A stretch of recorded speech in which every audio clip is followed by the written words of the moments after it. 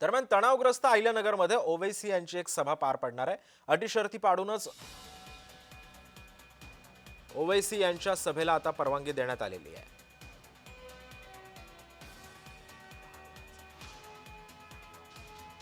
सध्या आपण पाहतोय की एमआयएमची एक सभा पार पडणार आहे अहिल्यानगरमध्ये, जिथे हा तणाव काल उफाळलेला होता। याच तणावग्रस्त भागामध्ये सध्या ओवैसींची एक सभा पार पडणार आहे। अटी शर्ती देऊनच आणि पाळूनच ही सभा होणार असल्याचं आता बोललं जात आहे।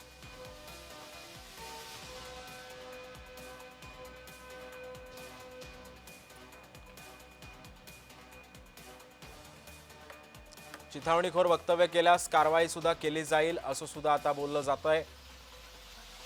पोलिसांची ओवैसी यांना आता सूचना देण्यात आली आहे। अहिल्यानगरमध्ये जिथे हा तणाव निर्माण झालेला होता तिथेच ओवैसी यांची एक सभा पार पडतीये। या संदर्भामध्ये अधिक माहिती देते आमची प्रतिनिधी पूजा उसगरे आपल्या सोबत आहे। पूजा, आपण पाहतोय की अहिल्यानगरमध्ये काल 2 गटामध्ये तणाव निर्माण झाला होता। यानंतर पोलिसांनी लाठीमार केला होता। या प्रकरणी आता 200 जण आहेत, त्यांच्यावरती गुन्हा दाखल झाला आहे। काही जणांना अटक देखील केली आहे। आता याच तणावग्रस्त अहिल्यानगरमध्ये ओवैसींची सभा होतीये।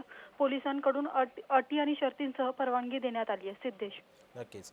पण पूजा, ज्या ठिकाणी अहिल्यानगरमध्ये हा तणाव निर्माण झालेला होता तिथेच ओवैसींची सभा होतीये। कुठेतरी याच्यामध्ये धार्मिक रंग देण्याचा सुद्धा प्रयत्न झाला होता कालच्या या गोष्टींमुळे, काय माहिती आहे?